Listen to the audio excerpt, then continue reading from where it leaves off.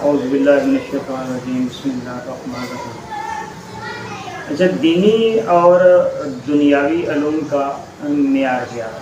ہم آج اس موضوع پر بات کرنے والے ہیں، وہ ہے دینی اور دنیاوی علوم کا معیار۔ علوم دین و علوم دنیا کو ہم نے تقسیم کیا ہوا۔ جو علوم جاب اور روٹی کپڑے کے لیے پڑھائے جاتے ہیں وہ دنیاوی علوم ہیں، اور جو ان کے علاوہ ہیں، اگرچہ ان کا اختتام بھی آج کل روٹی کپڑے پر ہی ہو گیا ہے، یعنی دونوں علم مقصد میں ایک ہی ہو گئے ہیں۔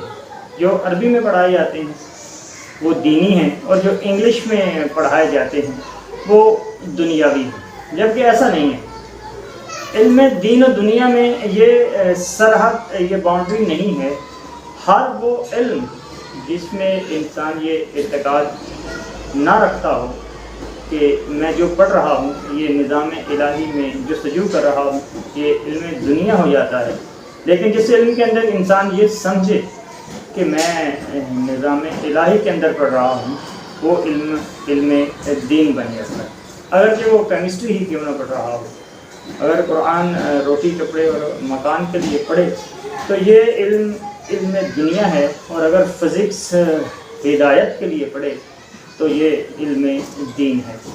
علم دین و دنیا میں جو حدیں ہم نے مقرر کر دی ہیں وہ غلط ہے۔ جو کچھ ہدایت بشر کے لیے ہے وہ دین ہے۔ اچھا، سائنس ایک شعبہ ہے، سائنسدان پر بھی ایک ذمہ داری عائد ہوتی ہے، لیکن سائنسدان یہ بھول گیا ہے کہ میں کیا کر رہا ہوں۔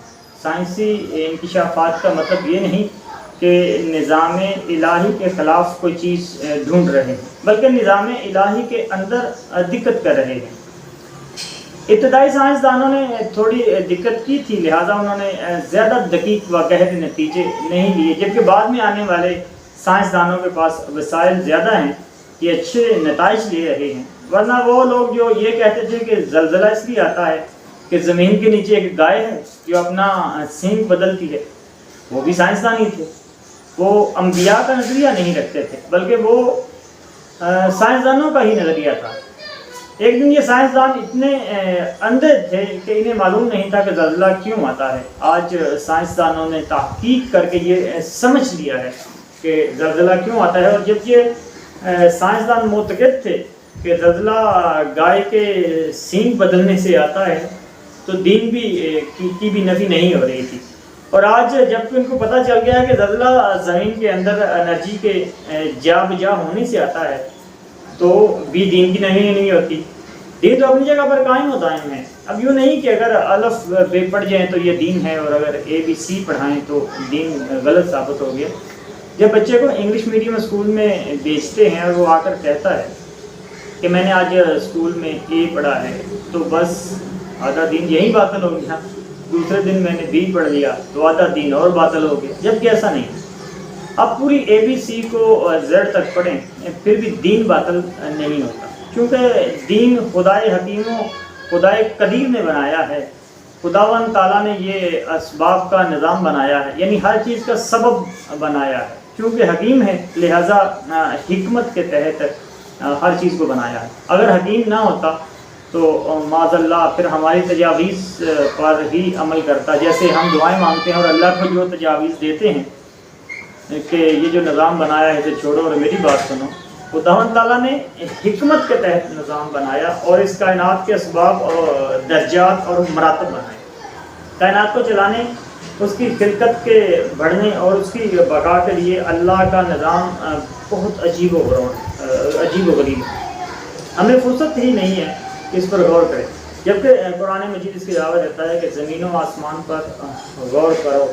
قرآن ہر چیز کی طرف بہت زیادہ دعوت دیتا ہے، جس کی طرف آج سائنس توجہ دے رہی ہے، لیکن سائنس کے غور کا نتیجہ الٹا نکلتا ہے۔ وہ نتیجہ جو نکلنا چاہیے تھا وہ نہیں نکلتا۔ اس کی وجہ یہ ہے کہ یہ سائنسدان بھول جاتا ہے کہ کس کے فعل، کس کائنات اور کس کے عالم میں مطالعہ کر رہا ہے، اسے کچھ نظر نہیں آتا، اندھا ہو جاتا ہے۔ ممکن ہے ایک شخص قرآن میں اندھا ہو جائے، یوں نہیں کہ فقط سائنس میں بھی اندھا ہو جائے، بعض اوقات انسان قرآن پڑھنے میں بھی اندھا ہو جاتا ہے۔ کچھ ایسے جس کی طرف وہ خود قرآن مجید اشارہ کرتا ہے کہ کچھ ایسے قرآن پڑھنے والے ہیں جن پر قرآن لعنت کر رہا ہے. اب وہ قرآن تو پڑھ رہے ہیں لیکن قرآن خود اسی پر لعنت کر رہا ہے، جبکہ وہ غور نہیں کرتا. ارشاد یہ ہے کہ قرآن پڑھو تو اس میں تدبر کرو، غور و فکر کرو. اس قرآن خوانی کا کوئی فائدہ نہیں جس کے اندر تدبر اور غور و فکر نہ ہو. اسی طرح سائنس دانی کا بھی کوئی فائدہ نہیں جس کے اندر غور و فکر اور تدبر نہ ہو، بلکہ صرف روٹی نکلے. اللہ نے جو نظام بنایا ہے خود اس کے اسباب بھی بنائے ہیں، کیونکہ خدا کی ذات خود حاکم نظام و ولی نظام ہے، تو اس نے اس کے اسباب بھی بنائے ہیں. اللہ تعالیٰ قادر ہے، علیم السمیع ہے، وہ خود نظام چلا رہا ہے اور نظام و مرتبوں کے تحت اس کا مالک بھی خود ہے. نظام الہی کا وہ مرتبہ جس میں خدا تعالیٰ نے کائنات بنا کر اس کا نظام چلانا ہے اور تدبیر کرنی ہے، یعنی تدبیر کائنات یعنی اس کو چلانا. اس تدبیر نظام ہستی کے مرحلے کو عرش کہتے ہیں. حاکم کا تخت بھی اسی لیے عرش کہلاتا ہے. حاکم کا بیڈ جس پر وہ سوتا ہے وہ عرش نہیں کہلاتا. قدیم زمانوں میں یہ اصطلاحات تھیں. حاکم ایک پلنگ پر سوتا تھا اور وہ کرسی جس پر وہ کھانا کھاتا ہے اس کو عرش نہیں کہتے، یعنی سوتا پلنگ پر ہے اور جس کرسی پر بیٹھ کر کھانا کھاتا ہے اس کو عرش نہیں کہتے. عرش اس تخت کو کہتے ہیں جس پر بیٹھ کر حاکم نظام حکومت چلاتا ہے اور اپنے فرمان جاری کرتا ہے، یعنی سنتا ہے، رپورٹس لیتا ہے، مختلف امور کو چلانے کے لیے تدبیر کرتا ہے. خداوند تعالیٰ خالق کائنات ہے، یعنی اللہ نے کائنات بنا دی کیونکہ خالق کائنات ہے، لہذا کائنات میں تصرف کا حق بھی صرف اللہ کو ہی حاصل ہے. لیکن اس کائنات کو چلانا بھی تو ہے. ایسا نہیں کہ خدا نے کائنات بنا کر کسی اور کے حوالے کر دی ہے کہ میرا کام صرف بنانا تھا اور اس کو چلانا تمہارا کام ہے. ایسا بالکل نہیں ہے.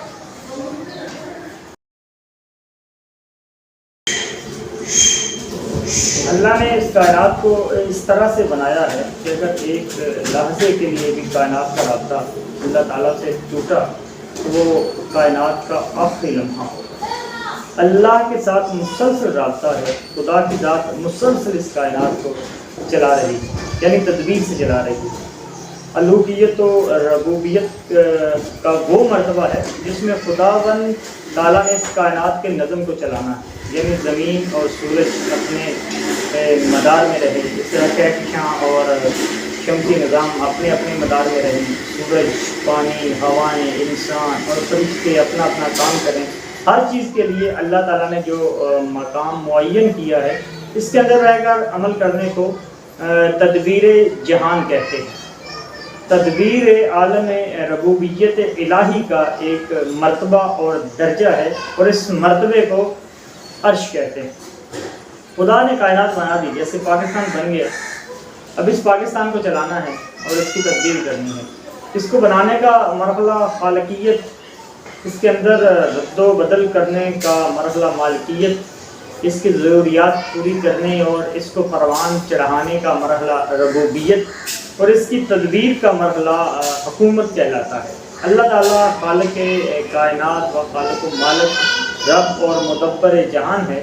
جب خداوند تعالیٰ اس جہان کی ربوبیت کرتا ہے، یعنی جہان کو پروان چڑھاتا ہے، اور اس پروان چڑھانے کے دوران اس کو تدبیر کی ضرورت ہے اور اس نظم کو برقرار کرنے کے بعد اس نظم کے مطابق رہنمائی کی ضرورت ہے.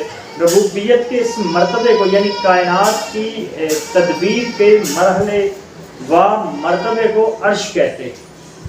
یہ حاکمیت خدا کا درجہ ہے، یعنی جب خدا حاکم بن کر نظم جہان کی تدبیر کر رہا ہوتا ہے تو اس وقت عرش پر حالت تدبیر میں ہوتا ہے.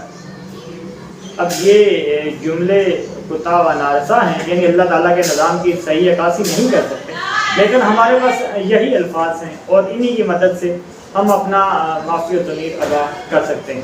جب ذات پروردگار نظام عالم بنا کر اسے چلا رہا ہوتا ہے تو اس نظام کے چلانے کے مرحلے کو حاکمیت خدا کہتے ہیں.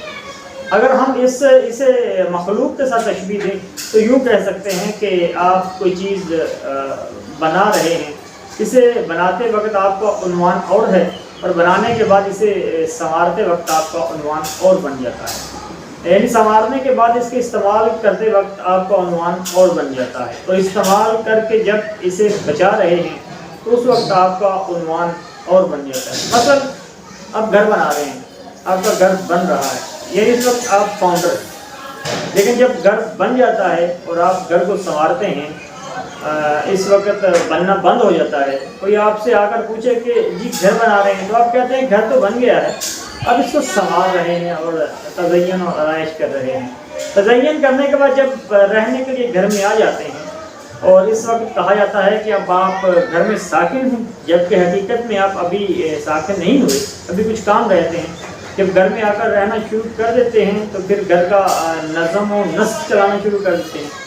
جب گھر کا نظم و نسق چلانا شروع کر دیتے ہیں اس وقت آپ کا عنوان تبدیل ہو جاتا ہے۔ خدا تعالیٰ کی ذات نے جب کائنات خلق کی تو وہ خالق کائنات ہے، جب کائنات میں تصرف کرتا ہے تو وہ رب کائنات ہے، اور جب کائنات کا نظام چلاتا ہے تو وہ مدبر کائنات ہے۔ جب مدبر بن کر کائنات کا نظم سنبھالتا ہے تو اس وقت خدا کے اس عمل یا مرتبے کو کہتے ہیں کہ اللہ کی ذات عرش پر حاکمیت کے مقام پر اور حکومت کی حالت میں ہے۔ عرش کوئی تخت نہیں ہے جس پر ذات خدا بیٹھی ہوئی ہو۔ وہ مسلمان فرقہ یعنی میٹرالسٹ مسلمان یا مسلمانوں کے اندر ایسا گروہ موجود ہے جو معاذ اللہ خداوند متعال کوش کے اوپر اس کے تجسم کا قائل ہے کہ ذات خدا کا جسم ہے، عرش ایک جسمانی چیز ہے، خدا اس پر بیٹھا ہوا ہے، لکڑی کی کرسی ہے جو بڑھئی بناتا ہے۔ تو اب خدا کی کرسی زیادہ خوبصورت طریقے سے لوہے کی یا مثلاً اس کے اوپر سونے کا پانی جڑا ہوتا ہے، اور پھر باقاعدہ خدا کو کپڑے پہناتے ہیں اور کرسی کے سامنے مجمع لگاتے ہیں اور معاذ اللہ خدا کی ٹانگیں بناتے ہیں جو ایک ادھر ہوتی ہے ایک ادھر ہوتی ہے۔ یہ کفر و شرک ہے، ایسی باتیں کرنا الہاد ہے کہ خدا کی کرسی ہے، خدا سے مراد خدا کا مقام حاکمیت، خدا کا عرش یعنی مقام تدبیر الہی، جہاں خدا کی ذات نظام عالم کی تدبیر کرتی ہے۔ تدبیر جہان کے لیے خداوند تعالیٰ نے فرمایا ہے کہ میں نے جو نظام بنایا ہے اس سے میں عالم کی تدبیر کر رہا ہوں، اور وہ یہ ہے کہ میں نے عالم بنایا لیکن تدبیر کائنات کا بوجھ اپنی ہی مخلوق میں سے کسی کے دوش پر ڈال دیا۔ ہر چیز کی بقا، جس طرح سے ہر چیز کی بقا اس کا رزق ہے، اللہ تعالیٰ نے ہر چیز کی بقا کے لیے رزق بنایا، جبکہ ہم نے رزق کو اپنے اندر ہی منحصر کر لیا کہ فقط انسان مربوط ہے، اور رزق بھی فقط غلے کے اندر منحصر کر دیا کہ کائنات میں صرف انسان ہی رزق کا محتاج ہے، اور اس کا رزق بھی فقط یہ 4 یا 6 غلے ہیں۔ ہر چیز ایسا نہیں ہے، بلکہ جو کچھ خدا نے اس کائنات میں بنایا ہے وہ تمام محتاج رزق ہے۔ خداوند تعالیٰ کا وہ عطیہ جو کسی شے کی بقا کے لیے ضروری ہوتا ہے، عربی زبان میں اسے رزق کہتے ہیں۔ انسان پیدا ہو گیا اور ہستی بھی مل گئی، اب ہستی کے بعد اس کو جاری و باقی رہنا ہے، اس بقا کے لیے اسے جو کچھ چاہیے وہ رزق ہے، یعنی آکسیجن یہ اور یہ نور یہ تمہارا رزق ہے۔ اب یہ چیز معدے میں جاتی ہے صرف وہی رزق نہیں ہے، بلکہ جو چیز ذہن میں جاتی ہے وہ چیز روح بھی کھاتی ہے، وہ بھی رزق ہے۔ اور ہر مرزوق یعنی یہ غلے چنے چاول بریانی برگر یہ بھی رزق آتے ہیں، اور آکسیجن لیتے ہیں، کھاد اور غذائیت لیتے ہیں، انہیں بھی رزق کی ضرورت ہے، مٹی کو بھی رزق کی ضرورت ہے، خود رزق کو بھی رزق کی ضرورت ہے۔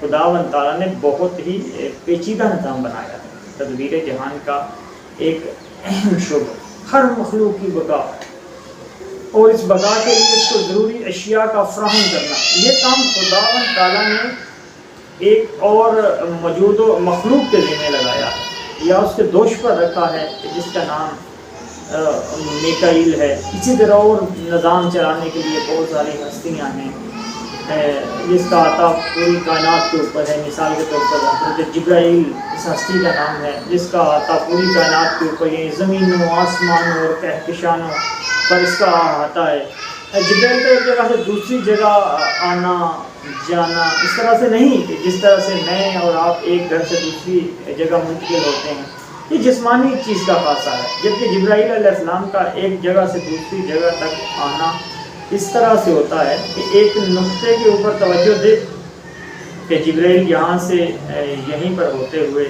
توجہ دوسرے نقطے کی طرف چلی جائے کہ جبرائیل وہاں کیا سبحان اللہ، یعنی کہ میں سمجھانے کے لیے عرض کر رہا ہوں کہ جیسے ہم لوگ روزمرہ کے روٹین میں سفر کرتے ہیں، حضرت جبرائیل علیہ السلام یا فرشتوں کا سفر اس طرح سے نہیں ہوتا، وہ سفر اس طرح سے ہے کہ ایک نقطے سے دوسرے نقطے کی طرف توجہ مبذول کرنے سے اس کا سفر پورا ہو جاتا ہے، اور وہ حاکمیت جو انسان کے لیے ہے، اس کے لیے خدا نے 8 ہستیاں ذکر کی۔ ہدایت بشر کے نظام کے لیے وہ 8 ہستیاں کون سی ہیں؟ فرمایا گیا کہ 4 اولین میں سے ہیں اور 4 آخرین میں سے، اور 4 جو اولین میں سے ہیں خداوند تعالیٰ نے عرش ہدایت جن کے دوش پر ڈال دیا کہ انہوں نے بشر کو ہدایت کرنی ہے۔ وہ کون ہیں؟